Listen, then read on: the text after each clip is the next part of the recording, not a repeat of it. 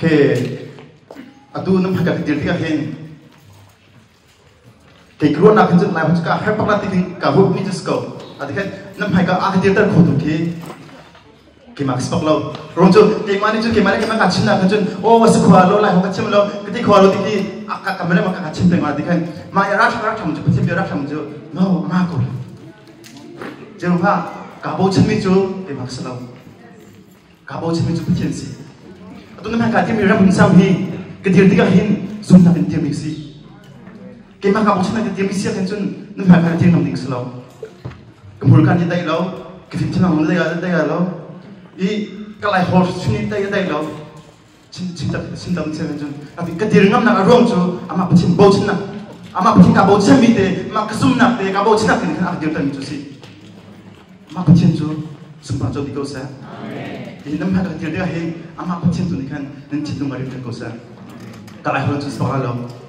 ama pachim tu ni kan nen chin ngari ko sa ka chim sa tu ba ba chai kal na chi te tha cham ta lai kapa kalung tuk nampai kapa di khona jang chanak peki kedul kapa semi kul kenal semaya kapa nama tukra chimping keriu di kahin kapa ke malai kapa fin chinak chin khona kung kedum kengai lo fin chinak zeng kengai lo kapa tuang khona zeng kengai lo kechin lungkuan ak pudi tu tunang man siko kapa kagau chipna katina kening sama kesai song aku di tunang ban si pa nang makan tigong le kapa nang makan bedroom kapa nang makan todrong kapa dia kisi nang malong nang kapa nang matong nang sko kapa sai tung dia te kapa nang matong nang sko kapa nang malong bol sing kapa nang mania han dia kapa nang mania han bibiak nang mania hipung lo kapa tu rami gu kenau kepas ni an cindong an dua nak kepas intro lo kepas thazam thar lang sko se kepas nang matun kepas nang intro kepas nang mat ni kepas nang biar chim ko peju kepas adir somi nak kepas nang mani kepas banding adir sko nang mat nang pangko nang masuk pernah kempek sumpah nak upat nang tang balas ko se Kalong, man wird kommt in die Klasse und adaptieren.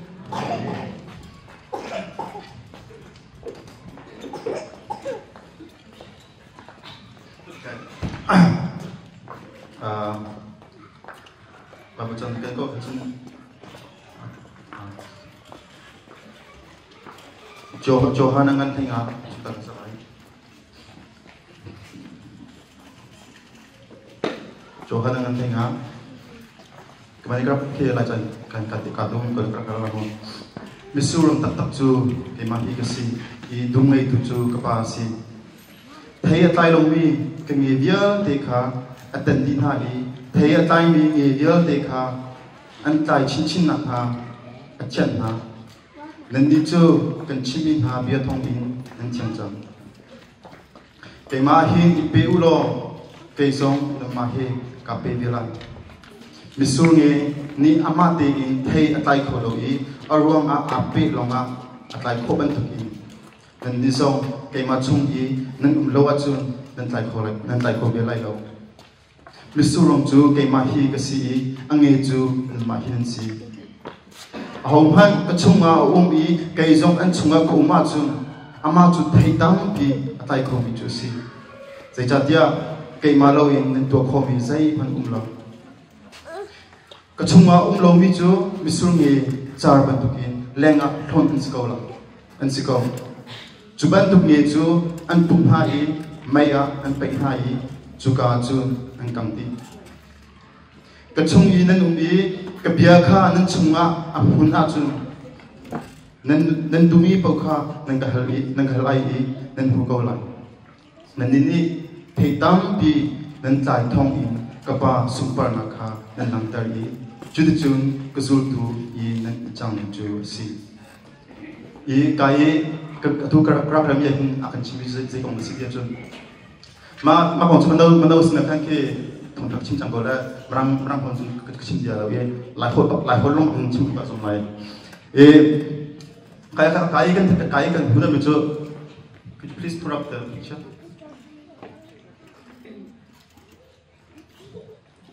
Misul dum kaya akan huda misul dum kan hudari akan ti bejo arwang ju kema Jisu kasi ange ju dan manan se nanti ange ni arwang lawing thing thei zit matlai ko belo tu chana hin nang mala ke malong hi sir pachinya kan sadiga hin sir hochan angai sir so kan sami selaw so dia kan sami selaw adu bisul ding kien to dia kan ke bisul to impon kan ke to so in to biselaw anton hona achan ki anton hona arwang ki chu rong chu athei aiding ase athei kha phun coding ase athei kha mini ai coding ne phun coding ase marong khen su dum chun to mi chu se chu be ban tu bin namala ke ma so hi pachin akan satika hi akan support chun be aso so in sam islam I thei dam di tai ngam sam chu se I ma thei kan tai na thukan tu ta mai kra bin thukan ma thei kan tai na thukan pachin ka super na kunga I ma ne kan chentam se se chun atun na mala ke ma service ta rong chu san hochan kan sa rong chu ama pachin super na cha se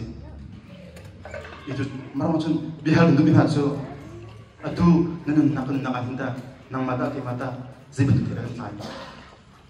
zebut thira tai bigan sbe galati nan panga kan rela kan chun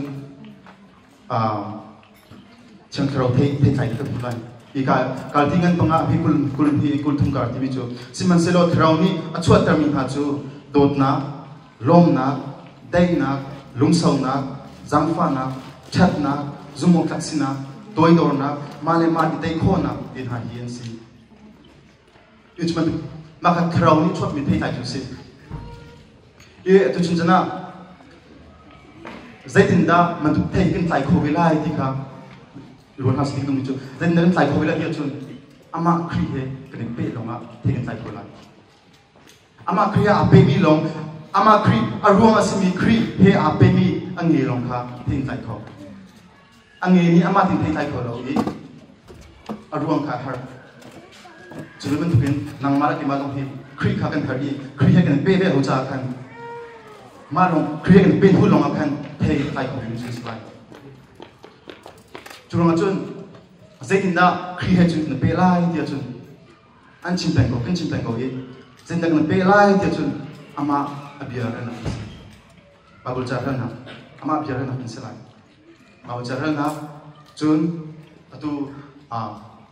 man kan bum na phong si bum na chun bum na kan sibre ama babul charana phong si chun thajam na kan si man tu kan ama khri pe ban kan thau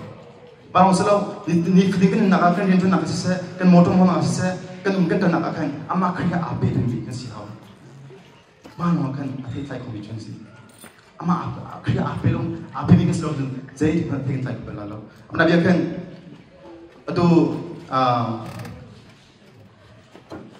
atu pampar na he physical ka hen tan hala an tan tam tuman tan hala ka hen tan na si ima pampar he trombal chu ke apar ri trombal chu ke tala apar adu na kan lang ko na kan nikhat ti chun oi di lai thon ding ma chang thang lai zero nga ape ti lu chu akung ma ape ti lo mai vem tu nang mala ki ma song hi khri he kan pe lo kan chun chat na kan to mi ti se mi chunga dot na kan to ko mi se ke mani kan ti ka kan zo na ki adong na chun paprong is ti ko la adong na chun aso mu ding slo ke dot na kan mi ta ke mi chunga ke khri he pe lo dot na kan mi ta cho mi ni ke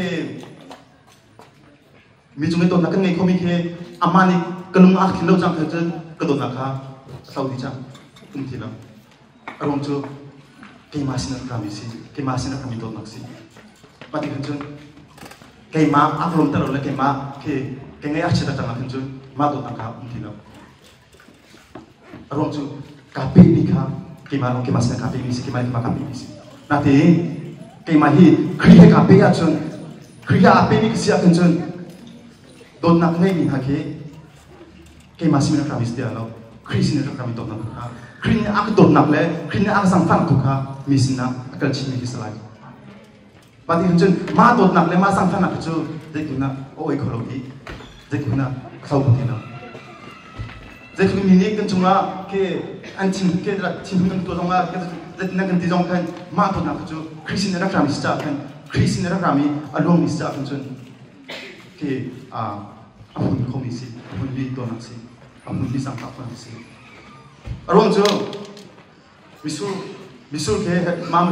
misul ruang ke soko lo, apa nak biarkan, angin ke, hitan sislo, ke jerakan hitan ning lo, angin le ruang ke peti halas lo,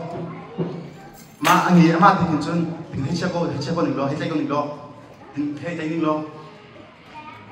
okay, ma angin ke sislo,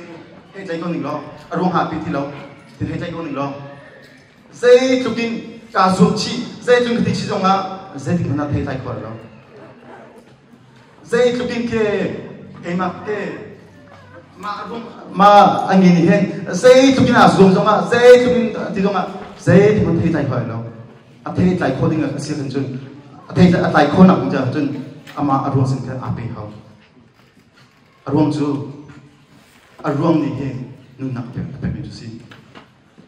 Arwang akan nunak cukup, mak angin yang lo. Arwang ini kan nunak ha, mak angin rekal ni cuci. Mak angin ini kan, mak arwang asimi, sin rakami, lahut sewa dikan vitamin itu kose vitamin di bawah. Adi lah dikan, mak angin kan kal dila, man kan peju cukup cuci. Mak vitamin kal nak, kat tem cek setenjun, langkat. Tem cek saya kencun, apartemen deh ke ati atau nak kerja kah, akal berkilo kencun, saya mana tidak kau lagi, acar lagi, funding macam mana. Sudah bentukin, nang mana kita masuk hi. Arwang masih diisu kan IPB kau. Ama arwang masih diisu kan belo kencun, atau beli kan nak ringan nun lagi, kan si lagi di kau. Kan nak kan kami, kan tim biar dekah, kan kentu biar dekah, kan DP kau lagi. Adi krihe kan pecang siap kencun. Ama Krisin nun nakha kemas nunga nunde chama arwang jo beronga nun nakha Krisin rakai zungzal nakha Krisin rakai jusi tujangen disina kan somi jun nun nak zungzal nun nak hudinga kan somi ma zungzal nun nak hu kodinga chun ama Krisin kan beho zungzal nun nak ngai Krisin kan beho julong chun somgan nun ha nang ngara ki mata kriha baby kan smo Krisina apa ini kan semua, kriya cang hampan ini kan semua. Selawa ke kan pina ke punang ada sih, pernah bikin minum bikin nak hero tacun, pernah bikin fahing ini lo, ke macam fahing itu lah, paling ke apa ulen sang semua, ama apa ulen sang kan cang hampan ini semua, ini nak kunci bang sih. Ulian sangke take misi, ulian sangke apa take misi, ke an relationship ke atap cuma. Berarti kan ubatin ke kita ke micelau hesis lo, ni cuma atap misi nanti kan micelau hesis lo mu. Isongle ya benar biar misi mu, micelau hesis lo. Apa sih nak kan ke celau le mikong hal ke micelau nak ke hesis tak celau. Apa ni atai ding met heju, micelau nak le. Mi foot nak le, chin hun nak bongkar cuci bibir kau. Arwang tu, apa api nak, apa aman domisi. Arwang tu, kemasong ni, pecen ni kan beak kencun, ama jisu kan beak kencun, jisu sini nak kami, ke jisu sini nak kami, prinsip bongkar tu, zek mana mi celau nak sebelum, zek mana chin hun nak sebelum. Bawa cakap hero lo, kan peti kan tu disu peti kan tu bawa cakap hero semua. Okay, bawa cakap hero kan, how many bawa cakap mi akta ter tim dalam. How many bawa cakap mi akta ter tim dalam. How many bawa cakap peti ni cakap ngai mi cuma tim nak acua ter tim dalam. Bawa cakap hero tiga, ama peti ni kan peti tiga kan, ma peti tangan tiga kan, saya tiga nak. Untuk food nak le, chin nak le, mi chung chlong nak to ding khin zen ko chopi ko lo a chopi mi jo thei ta chu si dia chun don nak ti ka dia chun ama pa chen kan pe na thong khan ama ji su kan pe na thong khan a chopi mi thei ta chu don nak thei tai si ti don ta mong selo long nak day nak lung song nak zam fa nak chat nak zumok tak sinak toy dor nak male ma itay ko nak manaki example tum pang simu ma bol du ke ama pachina kene pete na thongin achok mi peta ju si arong jo kene pete na asimi arwang jisu arwang ta takasimi jisu ke don nak ne kene si dei na oi di si lungsong na kene si zangfan na kene si ama don nak ne kene pasmi jisu sini kene pete ya tenjon ama sini arak long biju don nak sebe ama sini ra biju zangfan sebe ama sini ra biju dei nak sebe ima don na dei na zangfan na tibol kha lungsong na tibol kha ama jisu kene pete na thongkan ama sini kan chom mi sa kan dun na hin kan thei ta chu don nak kan bei zangfan kan bei mingai chim ko nak kan bei lungsong na kan bei mai azi ji tu ti kro mi chu si ma tu pa kan na hin ron chu tu singa khan YouTube podcast kan pa kai mi mi ma ka pa ke middle east kan Saudi Arabia kai kin chopi si kai umi si Mecca tu amma muslim ko cha chu Mecca chu ke tama Jerusalem tu simo ke amma pa chen jama su ka hin chopi si anura pa zong muslim si amma zong choka de muslim si ke muslim ke ma zuna ke azum tapi si ani ne the to ka kan chun khrifa ni ke ani the to ka kan chun movie TV aso mi ke si TV na movie aso mi la TV aso mi ke makin merang bol ke selain merang bol le ke ana zai bol le chun news team bol ke ma ke merang gade ke khrifa si in ro si khrifa tak ti ke khrifa ke the ngami num lo ma movie song ang ta themi sa kan ani arwa mi khrifa chu ke ma movie song lo sa kan boi kan chu siang kai na kan family pakhat marang family se ko ya ama pakhat khrifa sini a born again Christian sini ama he chun aton ha ye ama ka ki overseas bin family sing kan sa kan ama sing kan ama ni kitla ke an interview ama sing interview la ama sing umi ama sing chombi ke punnak bi ki se ke ama family he tin hale achimla do tak yin khat bi an lung song sau ye ke mi do kin chim du de ma te kan chon ke bian ha ka ruan hala bian ha ka ro kan hala khifan si thei di te mani khifa ti gro roaming ha movie graph roaming ha le atu amani khifan ti ki phundang bi ki si te ro chu amani humi cho ke he to kolom rang movie ha so to ko anun ni ke acha mai ju ma kan ro na kan amma in chung khar ke ti ka kan chon to na ngeni la ke pakhala ka bian chun ning ka pakhala ka ke zai thun da ke an do da anum ti ke mo dia kan chon ke aduan nak le ke asum nak yong ke athendi muslim sim papi ka adong na chun khifa athen ma khifa athen na rom chu atho ma khifa athen na atho na rom chu ama ho se ama family ni an paper an the an tai mi tot na rom chu se rom chun ke zero na sisunin thei tai u ti ak fia di se chun ni fatin kan na ka hin kan ren chun na ka kan seng kai na ka kan kal na ka ni fatin de mi ka mi he kan ton peng mi he be ro peng ma ti kan thei par ki minin bu kan thei par ki minin bu khom chu se I ma kan thei par ka Christian ra ka mi thei par se kan chun minin an ai ko i mi sin na kan ren chun ni ama ka chen ka sung par na bu ama family cho mình cho chim ở trong đó thì cái ama family ông cho ama family ni tốt na anh em ruộng tiệt mà ruộng tiệt cái mà muslim bảo cho anh nak kriya api thằng chú si chú biết bên tụi mình nang mal cái mà trong khi cần sự hậu về niftin để cái nak ahin mà chú cần tổ không chú si về rong cho niftin cái nak ahin cái intro nak tốt na cái khát chân chân mình sẽ có cần gì mà tốt na cái bèn gì giang phan cái bèn ngạc chân tối tốt na cái bèn ngạc chân mình đi cái den ngạc chân lại mình đang hay cái den ngạc chân lại giờ ama chú midang chung masih ketin hal ani chu midang bon chun ma ketin hal chun on chin hule chun chun ti than ate ani pa hijo ani nu hijo ma tinga ti zonga he don na ha zong akan ke akan chung pek chem chung ke ti zonga ke don na he khat pek zero na si ama ya dang ko midang ha lo pak lo ti nun an na kam lai ma ni khan khri le khan som ha lai ama pchen ka super na kom lai chú khi phát cái gì nào hiện xong bị chú bên gì chú khi phát cái gì nào hiện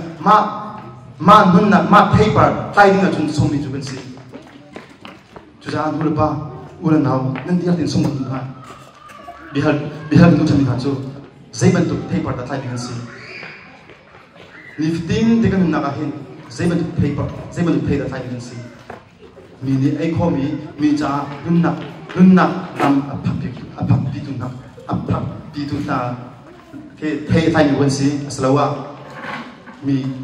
ashok tu le mi ke pachen le yan ke da tho tu thei pa thai ni si kan tai mi thei pa chu